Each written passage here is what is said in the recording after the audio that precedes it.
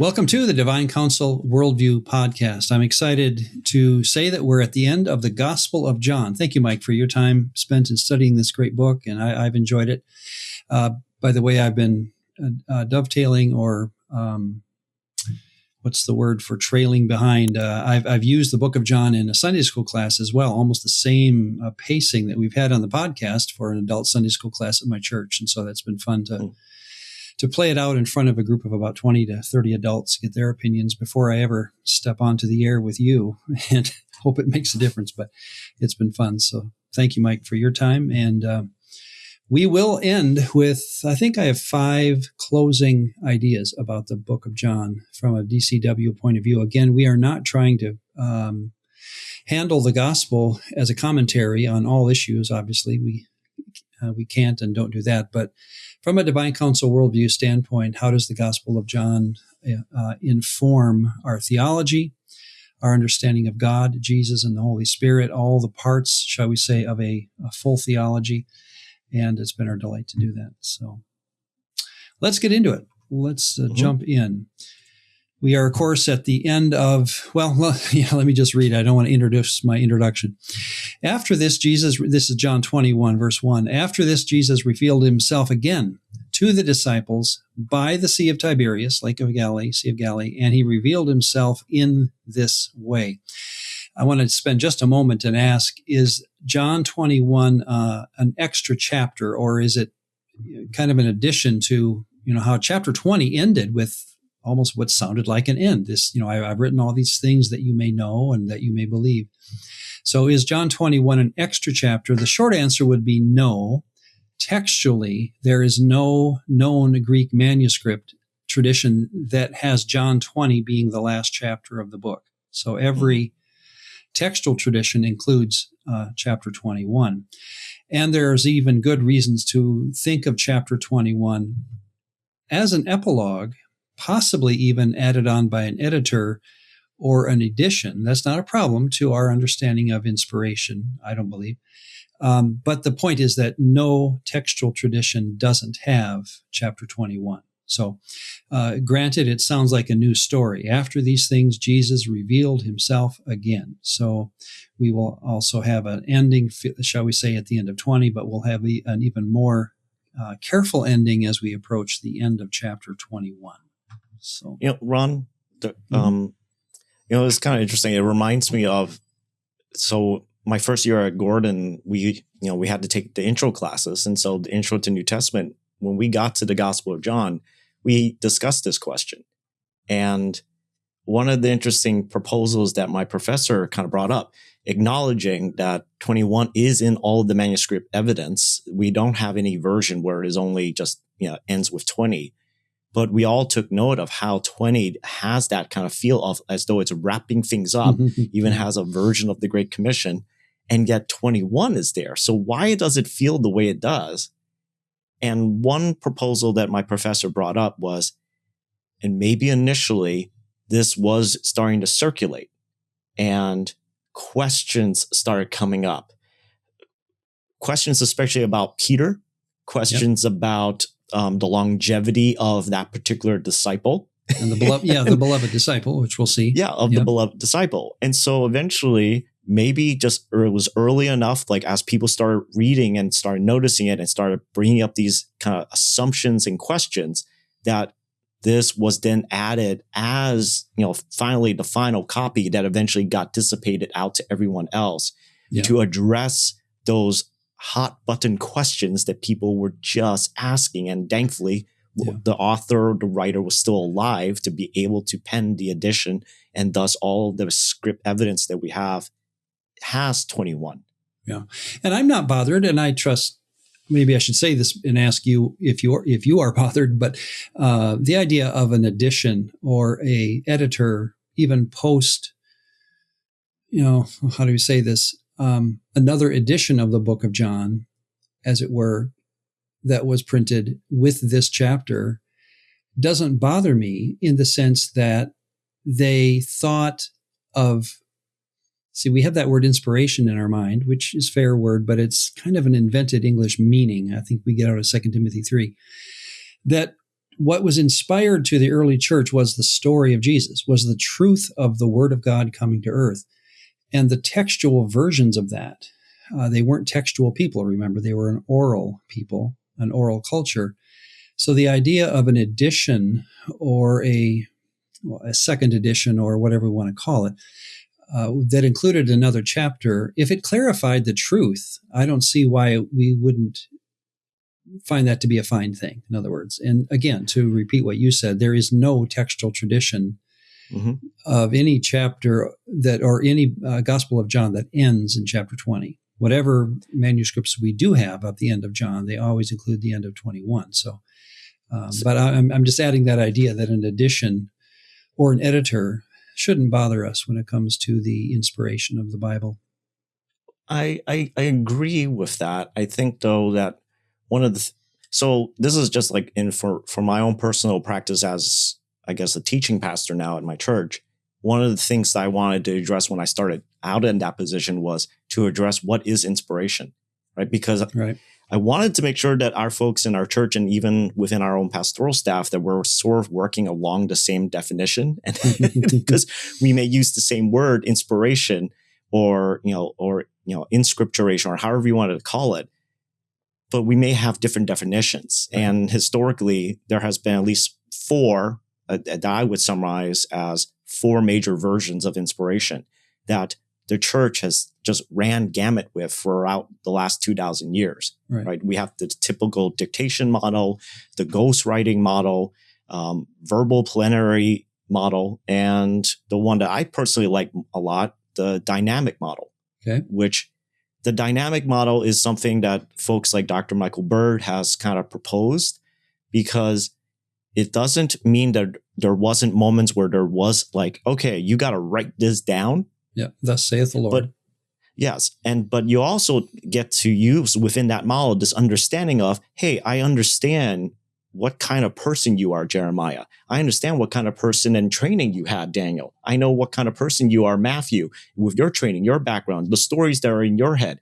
And I'm going to utilize that to the best of my abilities, partnering with the human writer, right? It's this idea of God is not ashamed or annoyed with the humanness of the process of inspiration. That's well said. Yeah, I like that.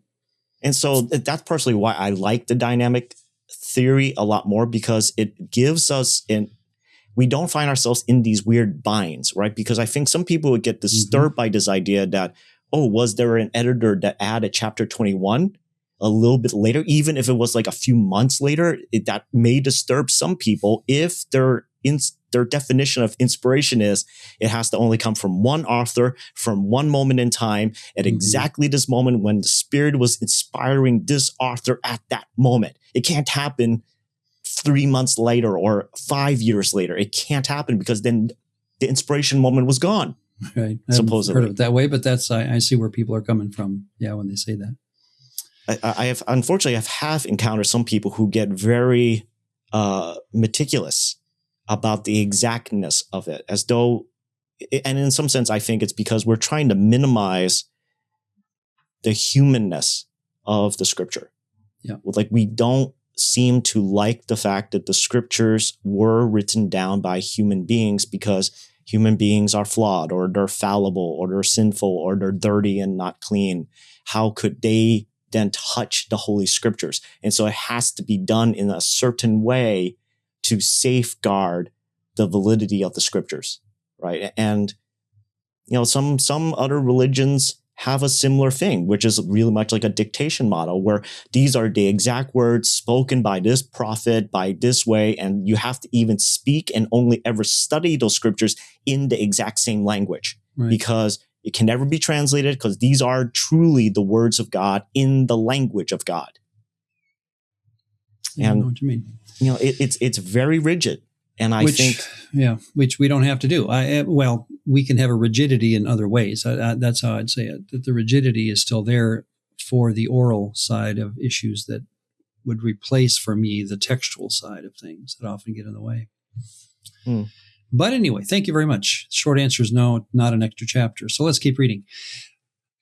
Simon Peter. Now count the number of people here who are out on the lake. Simon Peter, Thomas, called the twin, Nathanael of Cana in Galilee.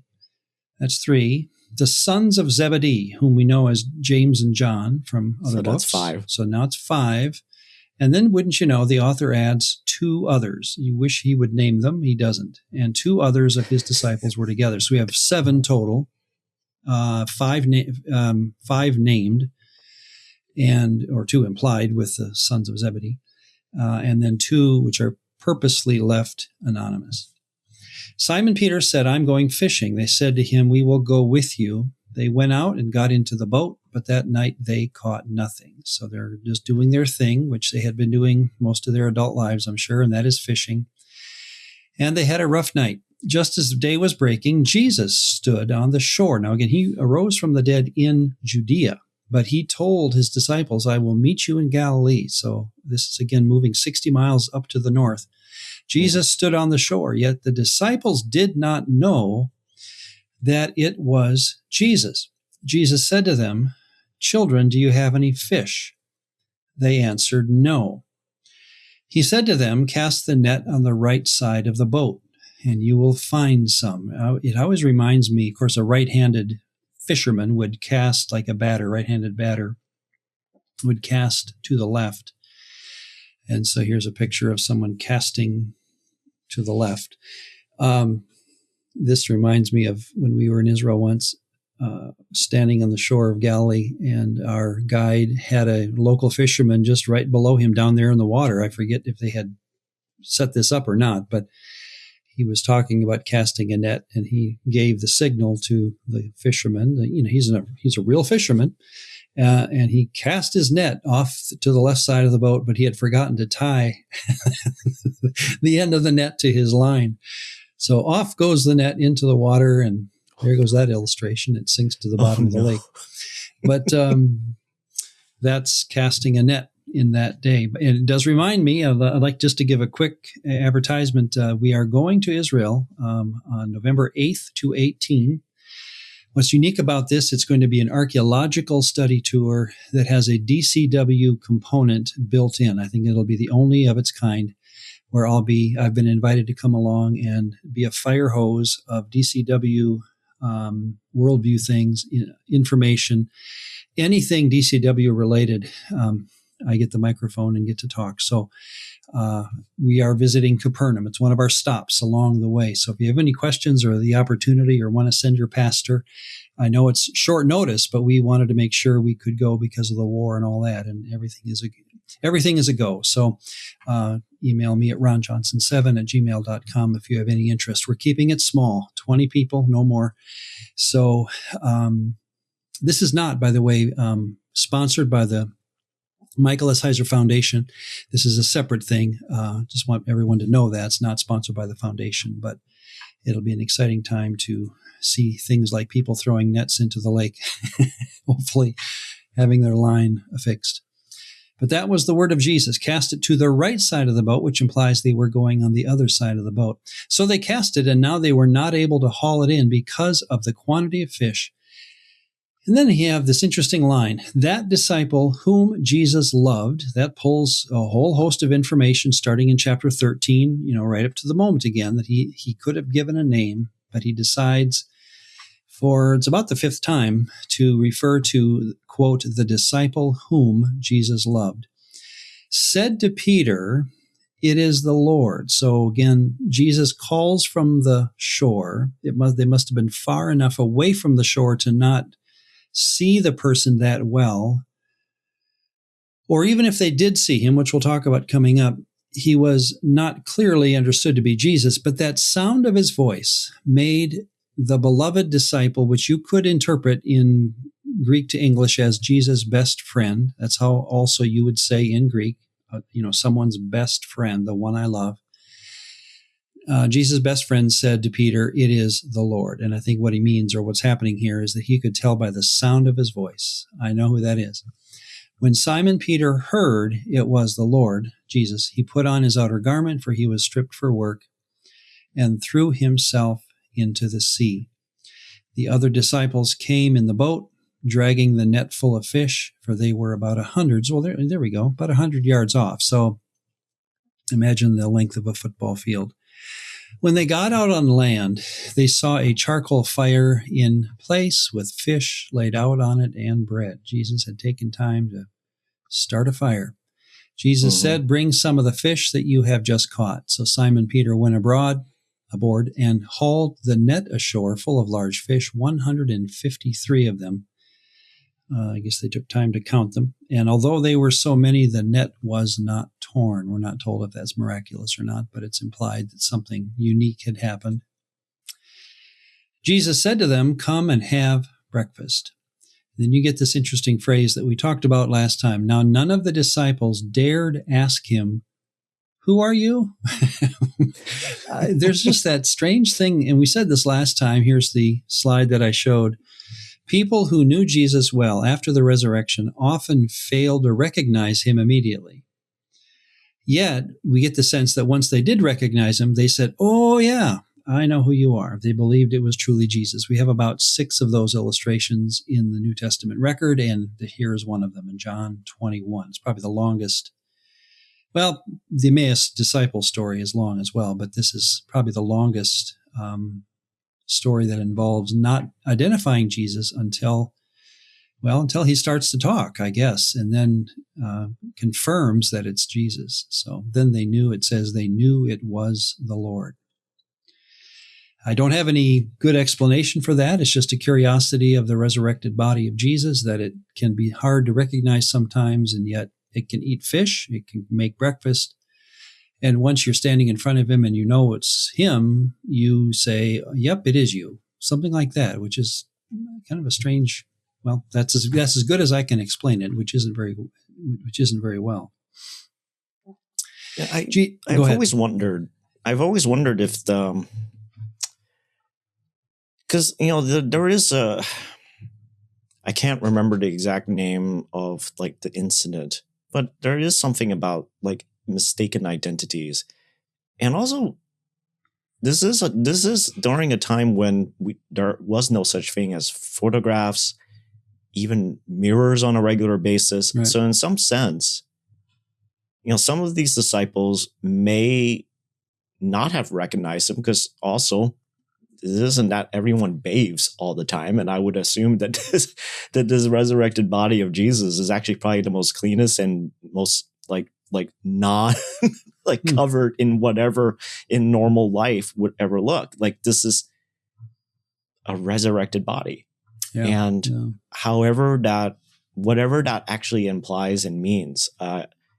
One of my mentors, my first time ever studying through the book of John, years ago as a college age kid, I think one of the things I remember him mentioning to me was this, he thinks there was this implied, I guess the kids today would say a modern aura about Jesus, that there was something about his presence, something that was exuding from him that made it kind of feel weird of like, are we actually talking with him? Plus, they have to intellectually get around the idea of a resurrection. I think that's always in the back of your mind. How in the world can a dead body come back to life? So maybe they're still struggling with that too. That does remind me. There was a movie a couple of years back. It was the movie was called Risen, and it followed essentially the story of a Roman centurion who had to come in afterwards, after the death of Jesus, basically put his body away in the tomb, and then to be pulled in by Pilate again to investigate what happened to the body of Jesus. Mm-hmm. And they showed very briefly in one scene, Jesus's dead body, like the expression of death on his face, the rigor mortis in some sense, the paleness of the body. It was a flash, but it was disturbing enough to leave kind of something there with you. And then when they show Jesus again, he doesn't look a thing like how he looked when he was dead. And so there was a little bit even that confusion of this centurion wondering, is this the same person that I saw that was on the cross that we had pulled down? And so, I don't know, maybe it has something to do with just the imagery of the death, but then now wondering, how can this be alive again? How could this body be alive? And we probably mentioned it before, but at least this is my opinion, that Jesus then took on another form when he ascended, that at some point he goes past the level of breathing oxygen into a spiritual, if you want to call it that, realm that does not breathe oxygen. And so he even will transfigure again in some sense, and that's where I lose it completely. So right now we have the 40-day version of Jesus' body, which is unique enough. Thank you. Jesus came and took the bread and gave it to them, and so with the fish. Now, this was the third time that Jesus was revealed to the disciples after he was raised from the dead. Now, that's third time in our book. So the first two times were the time when Thomas was there, or Thomas wasn't there, and then he was there in chapter 20. There are numerous, of course, appearances of Jesus in the Gospels that, one of the biggest challenges for those who like to get into the life of Jesus questions or the historical Jesus questions is the resurrection appearances. It can be very confusing based on the four Gospels, but for our sake, we'll leave it at this. After breakfast, Jesus said to Simon Peter, now we have this, let me read the story quickly, and then we'll come back and talk about the actual words that are used. After breakfast, Jesus said to Simon Peter, Simon, son of John, do you love me more than these? Probably referring to the other disciples. Some have thought the act of fishing or the fish in front of him, but my guess would be the other men. He said to him, Peter did, yes, Lord, you know that I love you. He said to him, feed my lambs. He said to him a second time, Simon, son of John, do you love me? He said to him, yes, Lord, you know that I love you. He said to him, tend my sheep. He then said to him a third time, Simon, son of John, do you love me? Peter was grieved because and you would have been too. I don't think this is surprising. Peter was a little put off, what's going on here? Because he said to him a third time, do you love me? And let's go back and look at the words that are used before we continue the story. So the three times Jesus says, do you love me? And the three times Peter responds with, yes, I do. What's interesting is the choice of words for love. Do you love me? The first time Jesus uses agapao. Do you agapao me? Peter responds with, yes, I phileo you. So agapao is distinct, of course, from phileo as a Greek term for love, but those are the two words that are used. Jesus asks, do you agapao me? Peter says, yes, I phileo you. Then when Jesus says it the second time, he repeats it, do you agapao me? Peter also the second time responds with phileo. Yes, I phileo you. The third time, Jesus flips it to phileo. Simon, son of John, do you phileo me? So it's almost like he comes Peter's way and uses the word choice of love that Peter had used. And then Peter responds with, yes, I phileo you. So twice agapao, then phileo for Jesus. All three times Peter responds with, I phileo you. Now the question has often been, is there some kind of significance in the word choice between the phileo and agapao? It could be. I was taught that way by my favorite prof in college, that Jesus is appealing to agapao as the higher form of love, and Peter kind of kicks the dirt and says, well, I phileo you. I wish I could say I agapao you, but I can't. And then finally Jesus comes Peter's way and says, well, then do you really just kind of like me? And Peter says, yeah, I just kind of like you. The challenge of that is that elsewhere in the Gospels and in the New Testament as a whole, phileo and agapao are almost identical in meaning. They can be flipped. They can, one can appear in Luke while Matthew, the parallel story, has phileo, or the other. So agapao is not God's love, as C.S. Lewis was famous to say. The Pharisees agapaoed the chief seats in the synagogue. So it shows that you don't have to have God's agapao to do anything. It's just a word of affection, deep affection, clearly, but affection. So I don't know. My guess would be, in fact, let's try this out as a theory as we read it, that he didn't mean, and the writer doesn't mean to draw a distinction. It would be like yell versus scream, comet versus Ajax. In other words, they're close synonyms. And so watch and this is to me, what would lean toward that is the next thing you hear is when Peter is annoyed, and can we find where the verse it says it? Yeah, Peter was grieved because he said to him the third time. In other words, the writer is giving the impression that Peter hears the same thing 3 times. So my guess would be if we read it as though they're synonyms, then you're set for that frustration that Peter is said to have. Do you love me? And then notice that when Jesus responds, he uses the phrase, feed my sheep, the third time. And even there, when you go back and check the other 2 uses of feed my sheep or feed my lambs, you have different words for feed and different words for sheep within these 3 stories, where this tripartite appeal. So I just think for poetic reasons, you get agapao and phileo used variously, and words for feeding and sheep, again, used variously, not because they were meant to differ, but they were meant to be the same, which is why Peter got frustrated. So I don't have a lot to preach with this, and I'd kind of leave it.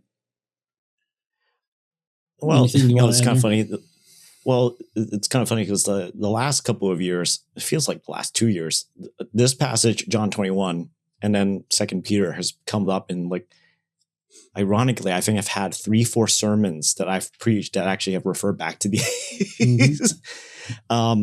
And I agree with you. That there is not a difference between the usage of agape and phileo in John 21, because what's going on is really more often as a way of bringing in a sense of variety in the wording. So you're not always, the most boring stories are when they're just repeating the same set of words again and again, right? We think of those as like children's stories. The boy caught the ball. The boy threw the ball. Like, instead of like giving some variety of, he caught the baseball and then he played catch with his dog. Yeah, right. Like, there has to be some sense of variety in the narrative. And so I think unfortunately we've built up this kind of, maybe partly due to, C.S. Lewis's 4 Loves book, that we've built up this sense of, there's a difference between God's love versus phileo love and this other kind of love. The other thing that I would point out is, I think, and I would agree with you where you said that, do you love me more than these? That is probably in reference to the disciples. And the reason why I think that's more likely is because I also remember the incident of when Jesus told Peter that he was going to deny him. And Peter outrightly said that even if all of these, meaning the disciples in the room at that moment, were to leave or flee, he would never do this. So it was like basically saying, I love you the most. I'm the most devoted. Even if all these guys are cowards, I will never leave you. And yet he does. And so I think what Jesus is doing is really this moment of, I'm going to bring back to you this echo of what happened when you did the 3 denials, because the other clue in the narrative is the charcoal fire. It's actually the same word. Oh, okay. That's used. It's the same phrase, and it only occurs in John, and it's the same phrase to describe the fire that Peter was standing before when he did the denials. And so everything about that scene is a reconstruction of that moment, right? It's in the twilight hours. This is in the early morning hours. You get the smell of the charcoal. You know, like, there's this sense of, I'm coming back to this environment again. And Jesus is then asking, do you love me more than these, the other disciples? Do you love me? Do you love me? It's a push to him of, you denied me 3 times, implying you don't love me, but I know you do love me. Because the way that Peter appeals to Jesus in the end is, you're the only one who can actually validate that I do love you. You know that I love you. Because can you imagine, from Peter's standpoint, he can say till he is blue in the face that I love Jesus. I love my master. But everyone years later could look back at Peter and say, but you denied him 3 times. We never did that. Like, we ran away, but we never denied him verbally, right? And the Peter's appeal is to Jesus, you're the only one that actually can validate my claim of love for you in front of everyone else, and they can't argue against your words because they can argue against mine. But it's only Jesus's words that can validate Peter's love. Well, I appreciate that view. Let me give you mine that can fall right into it. In fact, I kind of admit that. Some see Jesus' threefold questioning of Peter as a reversal of Peter's three denials. This is possible. So everything you said is interesting, and I had not thought of some of the angles there. Here's my further opinion then. Though I think Jesus was simply creating discomfort that anticipated the primary pastoral challenge of Peter's upcoming ministry. Each repeated command, feed my lambs, shepherd my sheep, feed my sheep. Again, he's alternating terms. Emphasize Peter's participation in Jesus' incomplete mission. He had just told the group, so send I you. So the emphasis that starts with Peter's affection for Jesus, do you love me, culminates in Peter realizing his need to embrace the full scope of God's widening flock. Well, then feed my sheep. And we know that's going to be, as I say now, this is the issue that dominates Acts, whether the restored people of God are to remain an exclusively Jewish family or become a multi-ethnic family, something never attempted in the history of religion. John 11, remember, had promised that Jesus' death would gather into one, quote, the children of God who were scattered abroad. And so if that statement serves as one of the gospel's central theological themes, then Jesus' commission to Peter takes on an added significance. Peter's calling is not simply to preserve the holiness of Abraham's existing family, which he wants that desperately, but to shepherd this enlarged family. So your point about the three do you love me is well said, that there's the fire burning, the smell of charcoal. For Peter to think through it from that angle is very possible. From the other side, then, those three affirmations of, well, then feed my sheep, feed my lambs, shepherd my flock, I think is pushing him into the book of Acts. So he's being pushed back to the fire in front of Caiaphas's praetorium, and he's being pushed forward into the book of Acts. Well, and Ron, I would say actually I would fold right into your explanation, because that was actually kind of where I was taking also with my sermons before about that moment, because Peter was more than willing to bring a little sword to cut off some dude's ear because he wanted to die in a blaze of glory. And yet Jesus' whole thing is, if you truly love me, you must shepherd, you must care and love and, be concerned for people. You can't kill people. You don't kill the lambs. You don't kill the sheep. You must feed and care for them. And so instead of a sword, Peter, you must take on the shepherd's rod. Which is not easy. Yep. No. Truly, truly. Then he continues to Peter, I say to you, when you were young, you used to dress yourself and walk wherever you wanted. That's the definition of being young. But when you are old, speaking of the future, you will stretch out your hands, and another will dress you and carry you where you do not want to go. He's making an interesting analogy. Reminds me of the Seinfeld joke about your first and last birthdays. You have to be told why you're there. The story of Peter will be, you used to be young, you did what you want. Now, someday, you're going to be in a position to be having to be dressed and taken where you don't necessarily want to go. This is your end of life. This he said to show by what kind of death he would glorify God by. And of course, that stretch out your hands signifies crucifixion. We know from church traditions, not in the Bible, but from church tradition, it is quite well attested that Peter died by crucifixion. And he demanded to be crucified upside down so as not to mimic his own Savior's death, but he wanted to die upside down.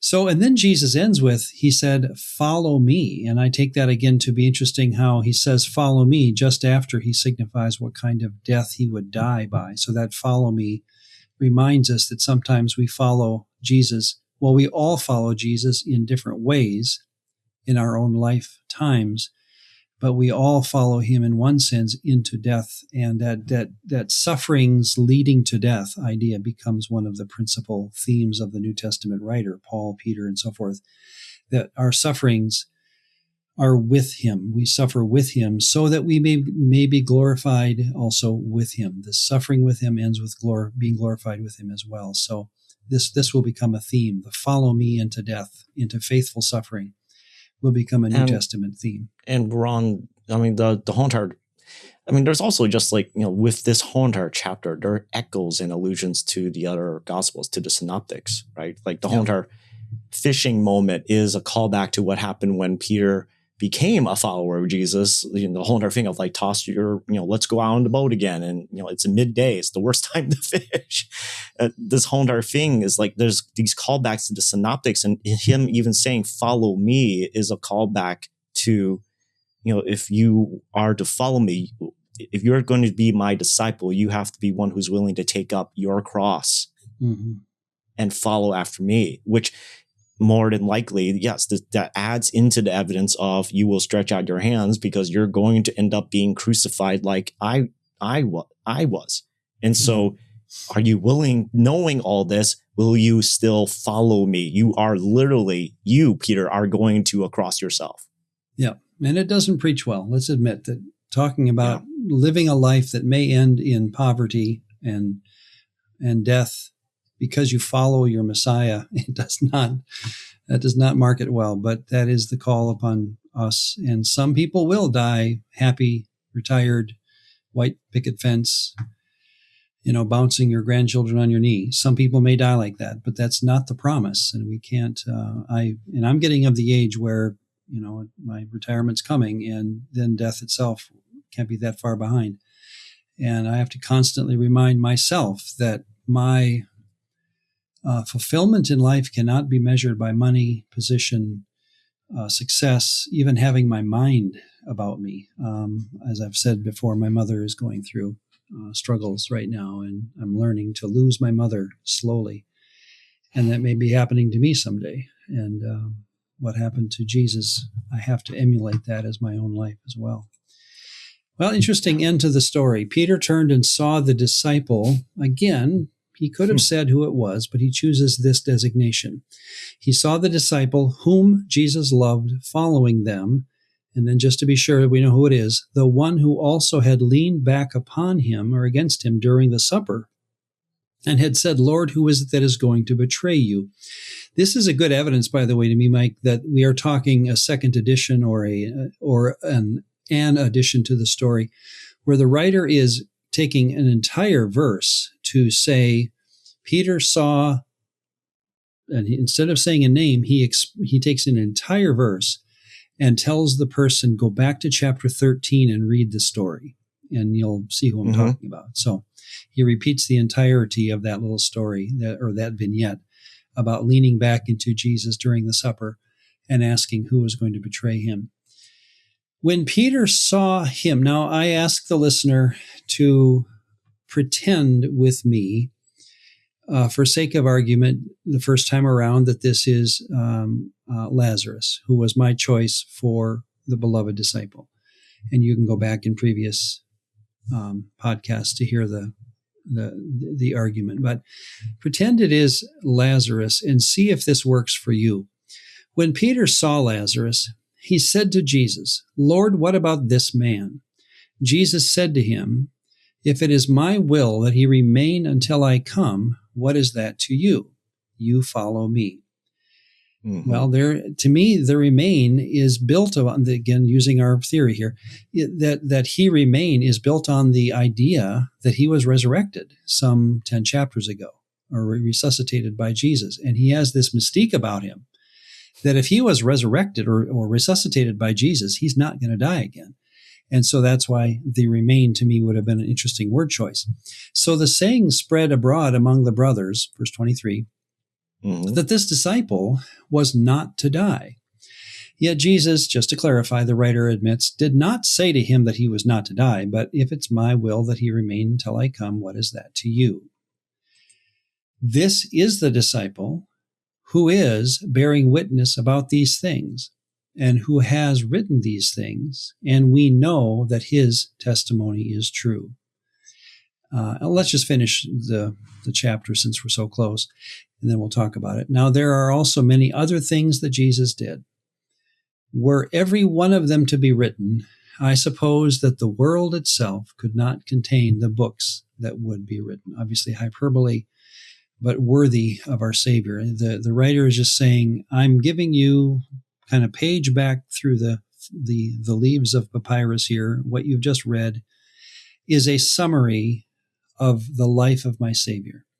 It is just the tip of the iceberg. I wish I could tell you more, but I don't have the papyrus to write it. So the world could not contain not just the words, but maybe the value of what he's talking about. Well, let's go back and ask that question when he says, how did it say it? This is the disciple who is bearing witness about these things. When we hear in John 21:24, this is the disciple who is bearing witness of these things, is it possible that the writer is talking about himself? This is traditionally what we do with that phrase. This is a way of talking back upon himself. My answer would be maybe, because ancient historians sometimes referred to themselves in the third person. Xenophon, Julius Caesar, we have a couple examples of that. The problem is that John's gospel itself never uses this literary convention in his book. So throughout the book of John, we hear things like or let me just read what I wrote, I guess. Throughout the gospel, the narrator simply narrates events without introducing himself, that we, as far as we know, as the or this disciple. So while possible, this argument comes more from Greco-Roman literary practice, the Gallic War, for example, than from the gospelist's own style. So the strongest textual argument against self-reference, in other words, the strongest way to say he must be talking about someone else besides himself, is the phrase that John actually employs. Houtos estin ha mathetes. This is the disciple. Here we find exactly the sort of expression one uses when introducing another person. Compare similar constructions elsewhere in the Gospels. You can do this everywhere. This is the prophet. This is the one who. This is the man who. And we naturally are led to think that we are being introduced to someone other than the speaker. Again, I'll think of it this way. If John wanted us to think, I am that disciple, the Greek language offers a much simpler way to say so, and he doesn't do it. So that's my just kind of a summary there at the end. I don't think he's talking about himself. This is that disciple who is bearing witness about these things. If it's John talking about another person who is not himself, we don't know who that is. If it's Lazarus, think of it this way, and this has been Witherington's view, just so you know, or maybe it's Richard Baucham's view as well. I know it's been Witherington's view.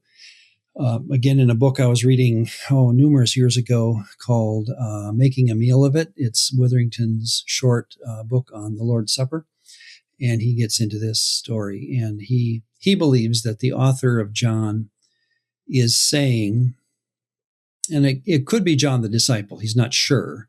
It doesn't really matter to Witherington who the final author is.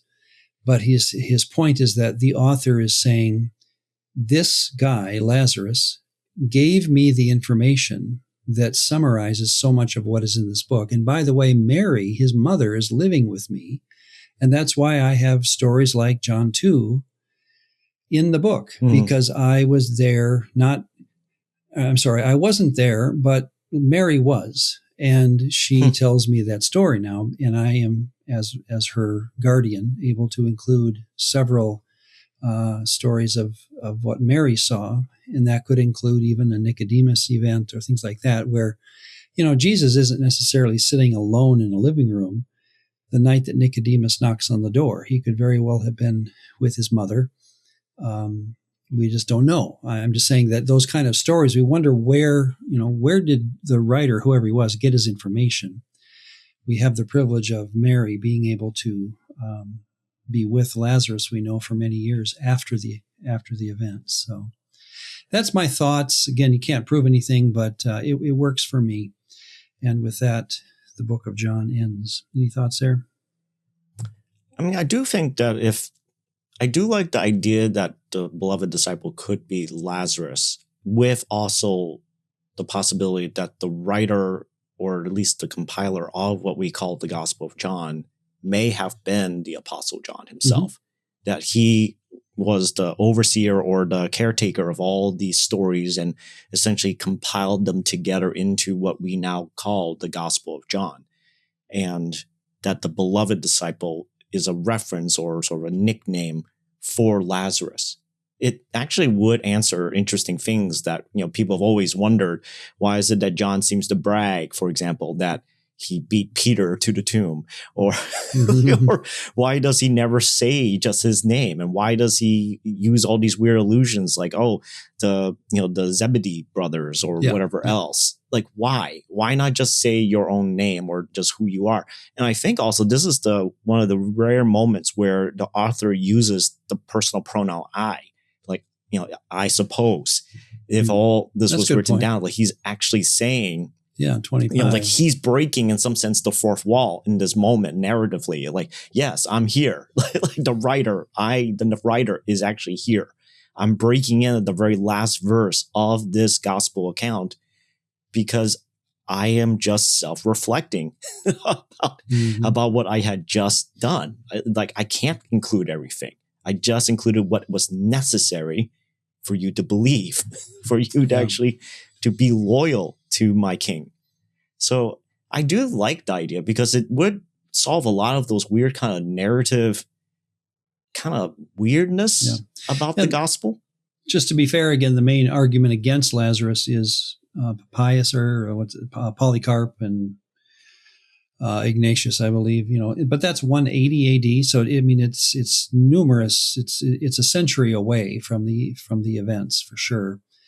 Well, a century and a half. And so that's the argument for John. But it doesn't matter. I understand, but it's just a nice way for me, this is my personal opinion, to make the book work well, is to get Lazarus involved on that level because the text certainly implies it. So, I mean, at the same time, right, like the way that I'm going about it would still preserve what Polycarp said to a point of like, well, John would still be technically the writer or like the editor of the gospel itself, but he doesn't necessarily have to be the beloved disciple. Right.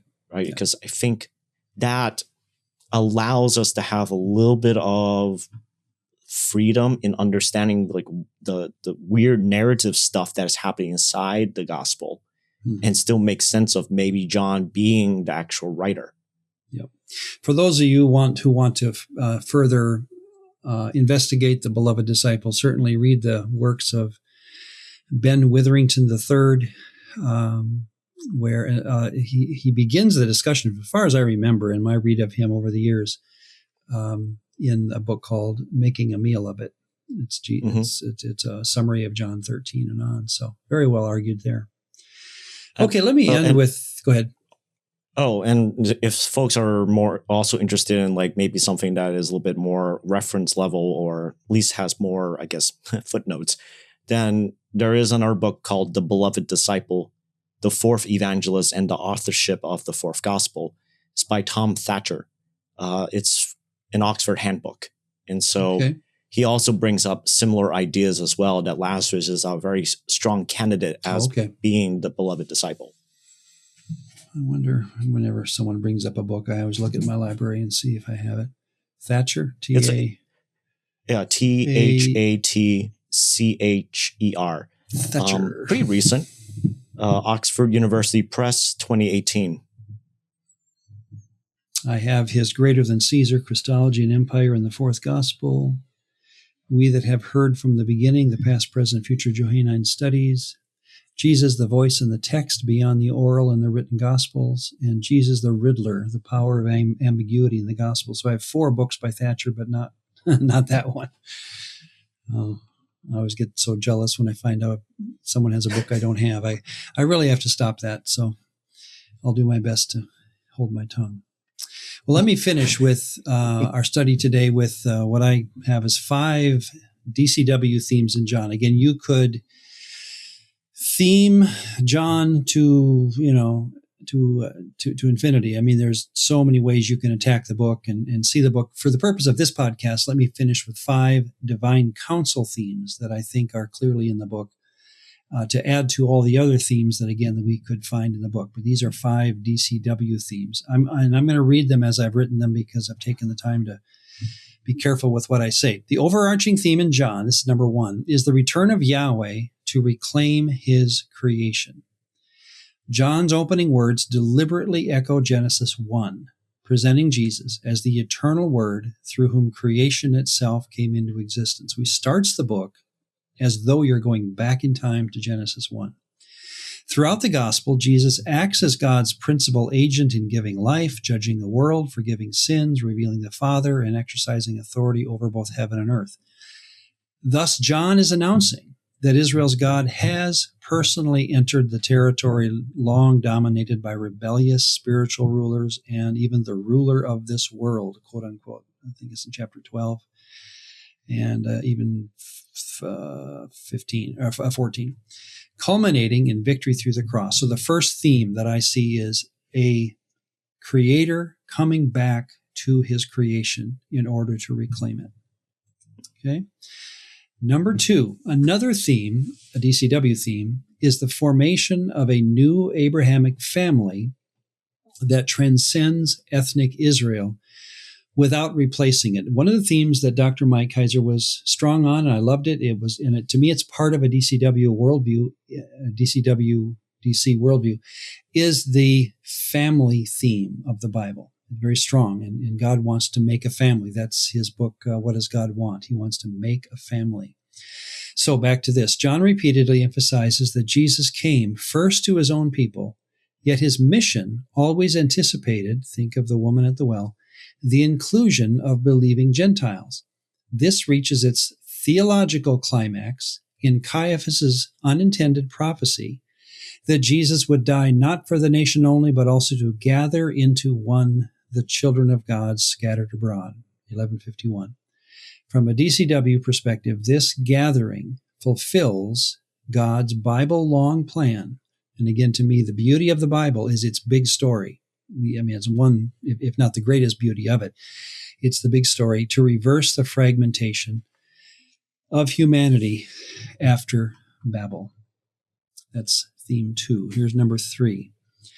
A third dominant theme is the defeat of hostile supernatural powers. So this is the story about the bad guys, the spirits that were given control in the Old Testament. Through Jesus' faithful obedience rather than military conquest, John's gospel presents Jesus in continual conflict, not simply with human opponents, the Jews you often get in John's gospel, but with the unseen ruler standing behind the world's rebellion. Satan appears in the gospel as the ruler of this world, yet his apparent victory during the Passion becomes the very means of his judgment and expulsion. Jesus will insist that his kingdom is, quote, this is to Pilate, not of this world, revealing that the decisive battle is fought through faithfulness, sacrificial love, and resurrection life, the very things you would never guess a warrior would use as an instrument. Jesus says, this is our battle fatigues. We're going to wear faithfulness, sacrificial love, and resurrection life rather than some kind of political strife. So that's a third of 5. The fourth theme is that true holiness does not depend on ritual. There are numerous stories, again, I think of the woman at the well and things like this, where you could get into a ritualistic discussion and Jesus purposely avoids it. Throughout John, traditional symbols of holiness like water, the temple, festivals, cleansing rites, bread, light, sacrifice are progressively reinterpreted around the person of Jesus and what the God of the Old Testament had always intended for his people. I don't think God's inventing a new way to reach him. I think he's trying to get back to the simple faith of Abraham. This reaches its fulfillment in the promise of the Holy Spirit, who's coming upon the disciples after the resurrection. John 20, marks God's approval and sanctifying presence upon his people. Thus, the Spirit is not merely an inner comforter, but the visible sign that God has accepted someone into his family, and that, that coming of the Spirit upon people in the book of Acts will be definitive proof of that. So, ritual, to me, is an interesting subject. I know there's difference of opinion within the evangelical community at this time, but that's my opinion, that one of the things Jesus wanted to do was to get people to think past ritual. Yes, we're always going to have rituals. That's just a human response to the divine world, I think, in some way, but never put ritual in front of the person of Jesus himself. And the fifth theme, from a DCW point of view, finally, John presents belief as covenant loyalty to the true king rather than mere belief or intellectual agreement. We all know that you can't just say a prayer and get saved, or say you believe and then turn around and walk away. There has got to be something deeper than intellectual assent. John Piper's book, Saving Faith, came out a couple years ago. He argues that treasuring God, treasuring Jesus, is basically the equivalent of biblical faith. And I understand where he's going there. I remember writing in the back of the book when I finished reading it, he's sounding to me like he's arguing from a long married man about his beloved wife and what treasuring his wife means to him now. Whereas the day he got married, he had no idea how much he'd treasure her later, right? And I think that being saved in the New Testament sense doesn't have to mean treasure someone, because you tend to treasure someone the more you get to know them. Think of a spouse. And I think even of Jesus, I would say I treasure him more today than I did when I was a child and I accepted him. And so to say that faith is treasuring to me is too strong. And that's generally the reviews that came down the pike on that book, is that, thank you, Dr. Piper, for your view on faith. It's devotional, it's beautiful, but it's probably not textually defendable that you could switch out the word treasure as a verb for faith. Because he's vitally against the idea in that book, and he wrote the book as an opposition to Matt Bates's Salvation by Allegiance Alone.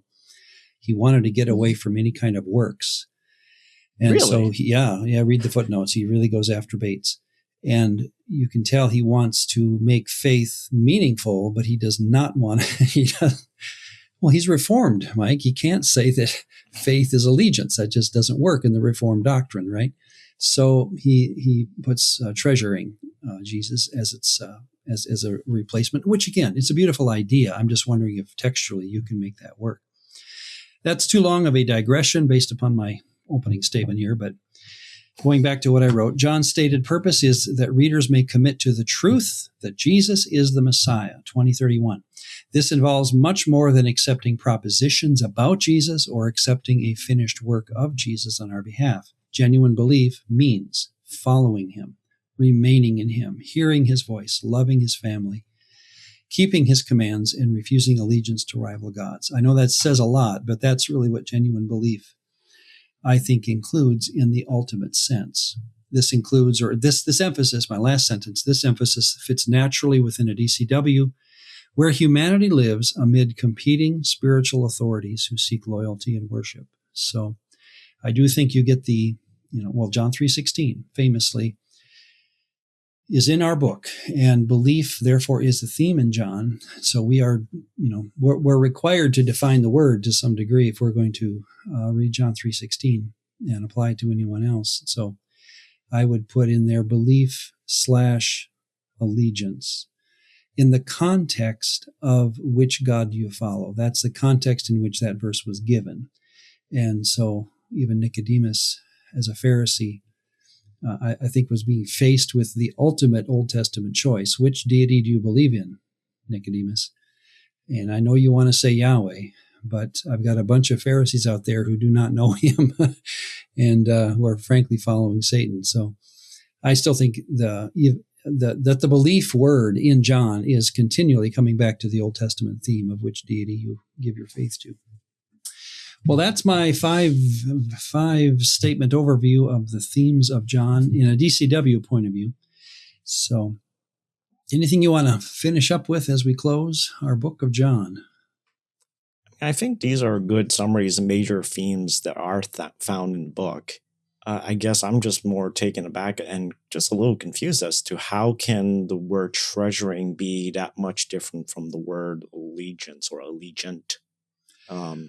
Because I see. I mean, like in my mind, I'm like thinking how I'm thinking about it is that, well, your treasuring is because you made that initial vow at the beginning, and then yes, I think the way you described it, Ron, was really kind of like just bullseye of, as though speaking of from the perspective of a man who's been married for over 50 years, looking back and using that as an analogy to what does it mean to be loyal or to have faith in King Jesus, that you would have a similar kind of growing and treasuring of a love for this king.